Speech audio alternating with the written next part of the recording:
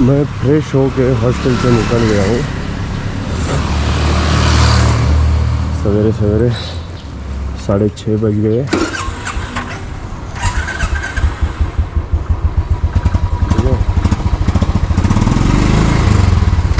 और मैं जा रहा हूँ पशुपतिनाथ टेम्पल।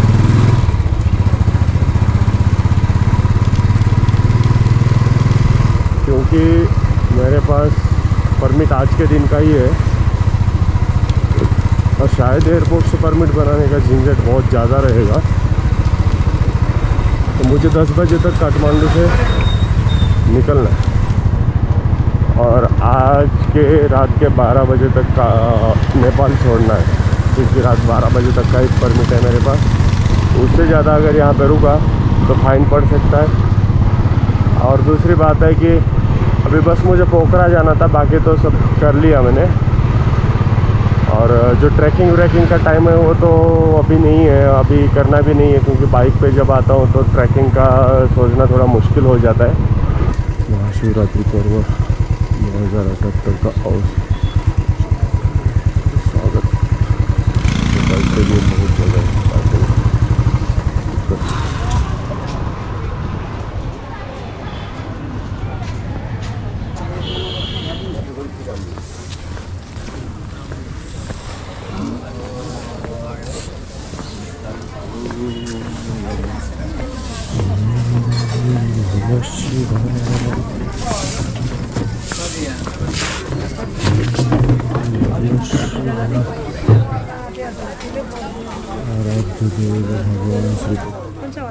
थोड़ा फ्रेश दीजिए ना इसमें।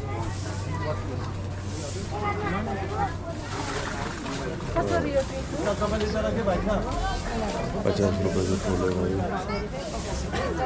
ऐसे वापस आके दो।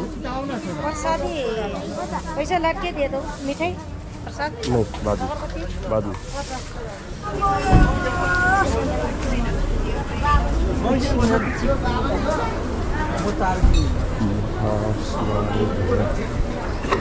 जय शिव शंकर, जय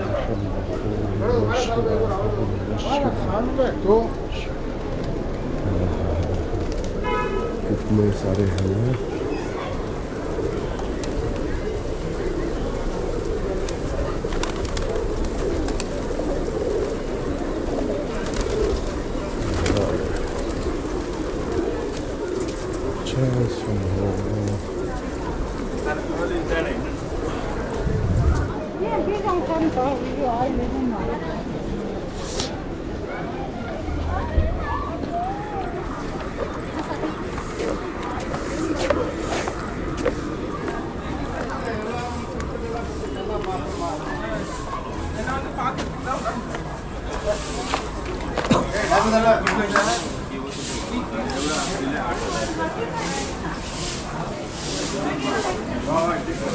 तो भाइयों, आप भी दर्शन कर लो पशुपतिनाथ जी के।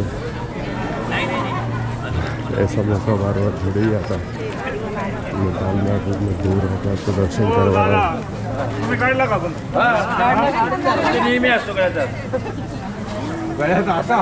उधर भी मरा दिया।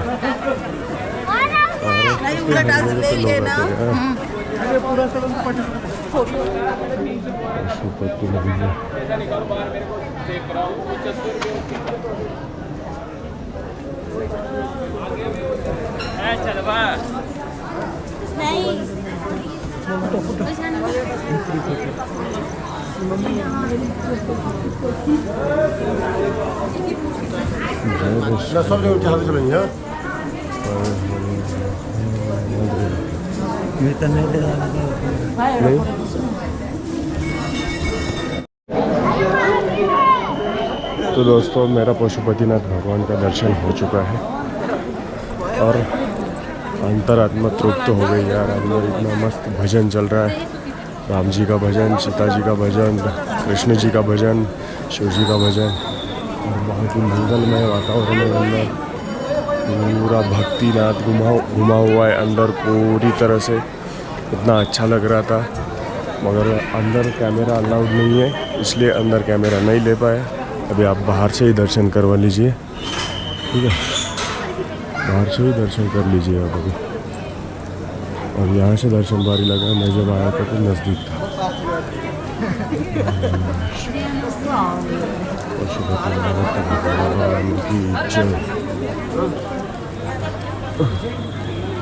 और मैं रेनकोट साथ में नहीं लाया हूँ तो बारिश हो रहा है, तो मुझे अभी जल्दी निकल। तो नेपाल में ज़्यादा दिन एक्सपेंड नहीं कर पाया मैं। मुझे नेपाल से अभी निकलना पड़ेगा क्योंकि मैं प्रॉपर प्लान के साथ नहीं आया था। आपको जब आना हो तो पूरा प्लान बना के ही आइएगा। मगर यहाँ पे यार जितना मस्त वातावरण है ना, इंडिया से बाहर है ऐसा तो लगता ही नहीं किसी चीज़ में।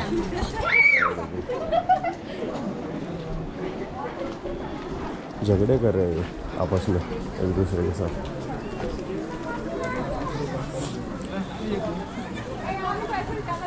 ये पूरा बाहर का एरिया तो दिखा पा रहा हूँ मैं कैमरे में, मगर भीतर जो चीज़ें थी वो नहीं दिखा पा। ये एक द्वार है, इधर से भी लोग आ रहे, इधर भी एक द्वार है। और यहाँ के कबूतर यार बहुत पसंद आए, बहुत सारे हैं, पूछो ना।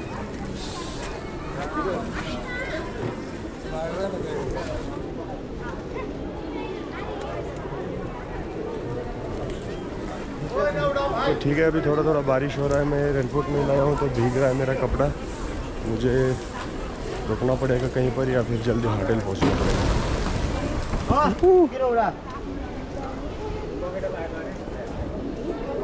पशुपतिनाथ जी के अच्छे से दर्शन हो गए हमारे और मैं पहुँचा हूँ हॉस्टल वापस।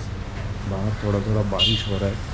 अभी थोड़ा फ्रेश होता हूँ, थोड़ा पैकिंग वैकिंग करता हूँ और आधे एक घंटे के अंदर यहाँ से निकल जाता हूँ क्योंकि आज नेपाल छोड़ना पड़ेगा यार।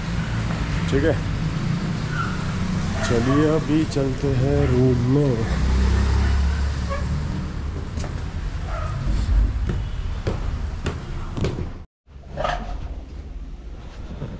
तो मेरा सारा पैकिंग हो गया है और अभी मैं यहाँ से निकलने वाला हूँ। बाहर थोड़ा बारिश का मौसम है तो रेनकोट भी निकाल के लिया है मैंने। रेनकोट पहनूंगा और उसके साथ निकलूँगा। ठीक है दीदी, पानी चाहिए था पीने का।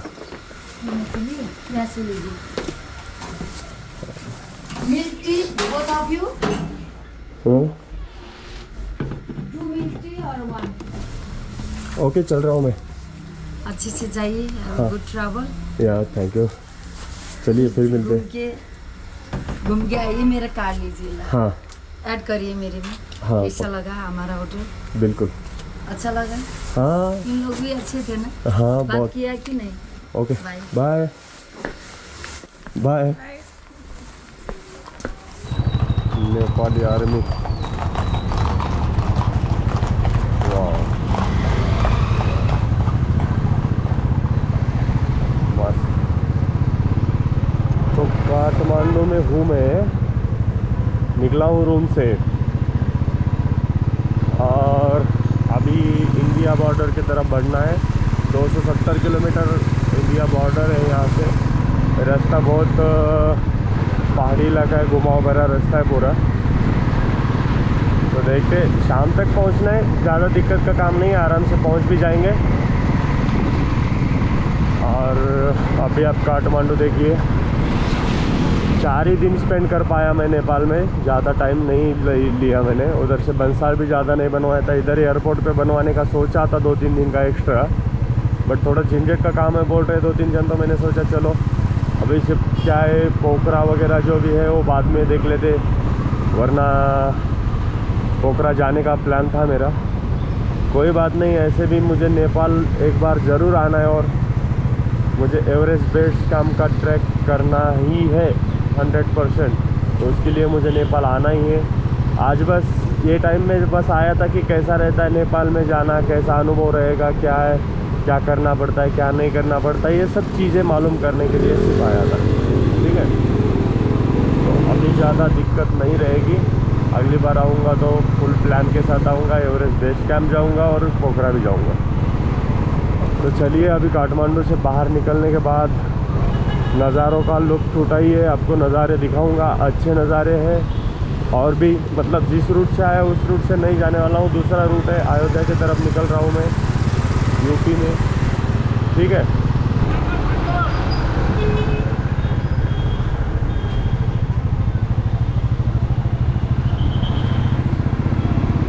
से बाहर निकल आया हूँ मैं, मगर भाइयों रास्ता इतना टफ है ना, काम चालू है अभी, ऐसा कहाँ तक है पता नहीं है। बहुत मुश्किल है ऐसे में राइड करना, बहुत ही गंदा टाइप का रास्ता है भाई, क्या बताऊँ आपको। कुछ खा लेता हूँ, क्या है खाने में, जीरा आलू चाउ फ्राई। क्या है खाने में? क्या? खाने में क्या है? खा जाइए। हाँ, देखो वेज पड़ा।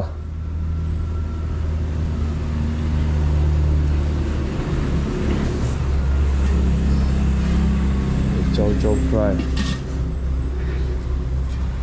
जीरा आलू।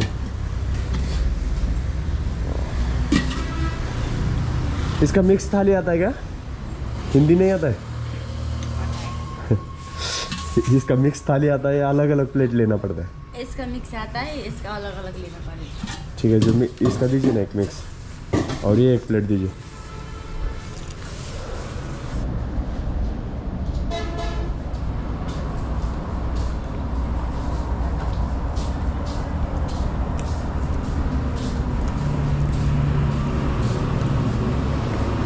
ये कॉफ़ी दिख रही है ना, 150 रुपये की, 150।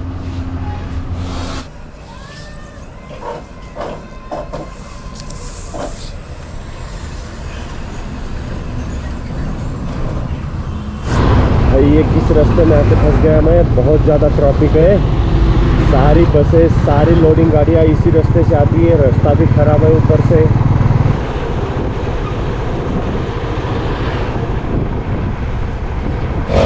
एक्चुअली दोस्तों क्या है ना, काठमांडू में देखने लायक बाकी कुछ है नहीं। काठमांडू में तो सिर्फ पशुपतिनाथ जी का मंदिर है, महादेव जी का मंदिर है। काठमांडू पर्यटक क्यों आते हैं? वो आते हैं काठमांडू से ऊपर की साइड में जितने भी ठिकान है जो ट्रैकिंग के लिए, इसके लिए नेपाल में प्रसिद्ध है। मतलब नेपाल जो है ना ट्रैकिंग के लिए पूरी दुनिया में फेमस है, आपको पता है, क्योंकि एक तो एवरेस्ट भी नेपाल में ही है जो दुनिया का सबसे ऊंचा पर्वत है, और एवरेस्ट के आजू बाजू के जो ट्रैक है वो भी बहुत बढ़िया है, 10 दिन 12 दिन 15 दिन के।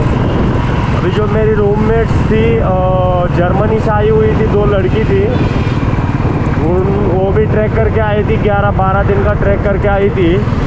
तो ट्रैकिंग के लिए, इसके लिए जो भी लोग आते हैं ना, तो उनका सेंटर, मेन सेंटर, हवाई अड्डा वो सब काठमांडू में ही है, इसलिए काठमांडू में पर्यटकों को आना पड़ता है। बाकी प्रॉपर काठमांडू में देखने के लिए कुछ नहीं है।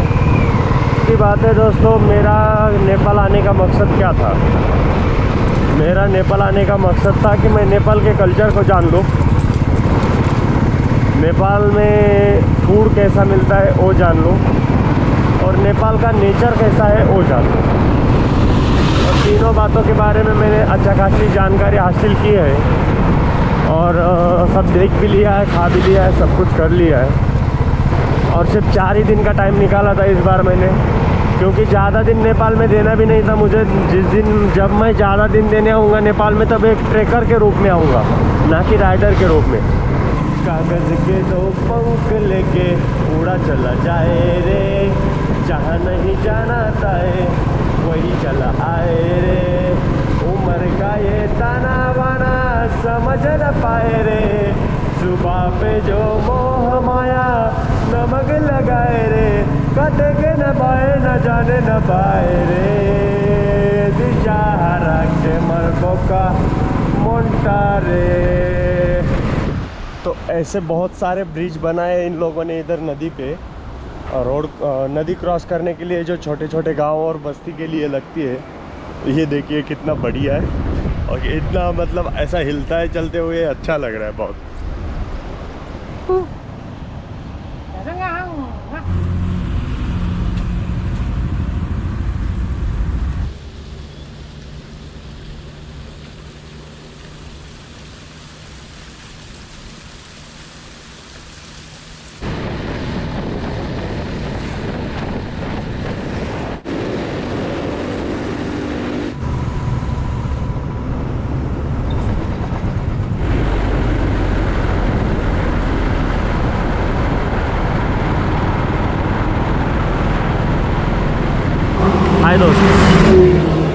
आज सवेरे से मेरा वापसी का सफ़र चालू हो चुका है।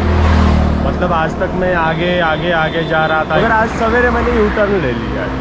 मगर ये वापसी का सफ़र भी इतना आसान नहीं होने वाला है, क्योंकि बहुत दूर निकल आया हूँ मैं। तो वापस जाने के लिए भी मुझे कम से कम 5 से 6 दिन लगेंगे। तो इन 6 दिनों में भी मैं आराम से सफ़र करूँगा, आराम से राइड करूँगा। रास्ते में मिलेगी जो भी जगह रास्ते में मिलेंगी उनको एक्सप्लोर करूँगा, उनके भी वीडियो बनाऊँगा। जैसे कल मैं अयोध्या में जाने वाला हूँ, परसों प्रयागराज में या वाराणसी में जा सकता हूँ। तो जाते जाते हर चीज़ एक्सप्लोर करते हुए जाऊँगा। आज तक का देखो मेरा तकरीबन 4000 किलोमीटर रनिंग हो चुका है और वापसी का और 2000 हो जाएगा। मतलब 6000 किलोमीटर का ये राइड होने वाला है। और जो आप जैसे लोगों के आशीर्वाद की वजह से और आप जैसे लोगों के प्यार की वजह से आराम से अभी तक चल रहा है सफ़र मेरा, वो ऐसे ही आगे चलता रहेगा। तो चलो आगे और आपको बेहतरीन चीज़ें दिखाता चलता हूँ। आपका यूट्यूब चैनल का नाम क्या है? हरी ट्रैवलर। हरी ट्रैवलर। हरी ट्रैवलर। और छोड़े पोखरा गएर आएको होइन तपाईँ? पोखरा नहीं गया था मैं, काठमांडू गया था। काठमाडौँ। अब यो भिडियो पोस्ट गर्ने है? लाइक सेयर सब्सक्राइब गरिदिनुहोस् नेपालबाट गो सबजनाहरू होइन। बाय। यसै गरी यहाँ यूट्यूब में पोस्ट कर दो। कैमरा देखते ही बच्चे दौड़ते हुए आए। आजकल का ज़माना बहुत आगे निकल गया है भाई। उनको पता है किस चीज़ से क्या बनना है। वो ये कैमरा देखा कि उनको समझ आया कि हाँ ये यूट्यूबर है। मिट्टी धूल मेरी और मेरे गाड़ी की, मेरे सैडल बैग की हालत आज देखने लायक है भाइयों। सवेरे से जैसे निकला हूँ, बस थोड़ा सा रास्ता अच्छा लगा, बाकी सब ऐसा ही है।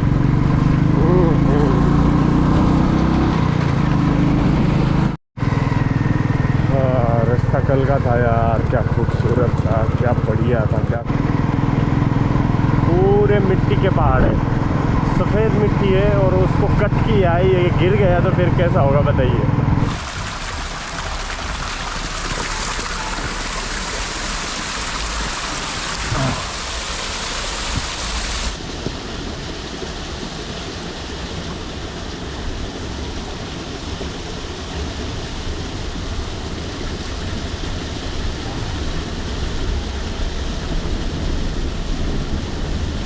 भाइयों अब शेर खुले मैदान में आ चुका है, संभल कर रहना।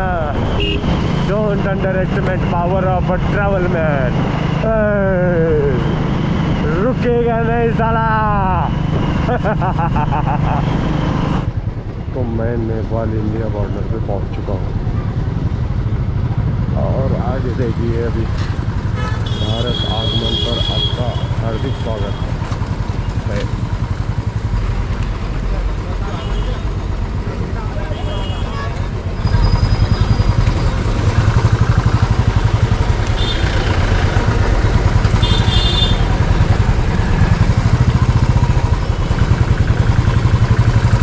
शहर कौन सा है? ये आधा उधर है आधा इधर है, मतलब अभी भारत में आ गए हैं। तो अभी मैंने नेपाल छोड़ दिया है भाइयों और शेर अपने एरिया में आ चुका है, तो संभल के रहना। तो ये सनौली गांव है, सनौली बॉर्डर बोला जा सकता है इसको, क्योंकि बिल्कुल बॉर्डर से ही चालू होता है। ये इंडिया में ही है। चलो भाई यूपी में आया हो तो अभी घास फूस खाने की ज़रूरत नहीं पड़ेगी शायद। आपके रोज़मर्रा की ज़िंदगी में जो भी चीज़ है ना, उस चीज़ का भी आपको उतना ही मज़ा होता है, उतना ही इम्पोर्टेंस ही होता है। बट वो रोज़ रोज़ होता है ना, तो इसके लिए हमें उसका मतलब इतना समझ नहीं आता है। और इसलिए क्या करना चाहिए, हर चीज़ को वक्त देना ज़रूरी है। खेत खलिहानों में और मैदानों में सूर्यास्त का बेहतरीन नज़ारा। वाह, इतना क्लियरली सनसेट होते हुए बहुत दिन के बाद देख रहा हूँ, क्योंकि उधर सूर्य दिखता ही नहीं है यार पहाड़ों में। और सुबह बहुत जल्दी होती है उधर, वैसे तो 5 बजे सुबह हो जाती है, बट दिखता नहीं है, पहाड़ों में छुपा रहता है। दोपहर के टाइम पे वातावरण सही रहेगा तो एक आध बार दिखाई देगा, मगर अब बहुत बहुत मस्त लग रहा है यार। 1 घंटे से लाइन होटल ढूंढ रहा था भाई, अभी तक नहीं मिला था, मगर अब हाईवे मिला है। अभी तक छोटे रोड में चल रहा था, हाईवे मिला है तो लाइन होटल भी मिल जाएगा, दिक्कत का काम नहीं है। चलो अभी ढूंढते हैं रुकने का जगह। तो मुझे रुकने का जगह मिल गया है, ये लाइन होटल है। थोड़ी देर खाना वाना खा के यहाँ पे बैठूँगा और घंटे 1.5 घंटे बाद थोड़ा सोने का जगह खाली हो जाएगा तो सो जाऊँगा। आज का ब्लॉग यहीं पे स्टॉप होता है, बाकी कल आपको अयोध्या दिखाता हूँ। चलिए bye, good night, sweet dream, take care.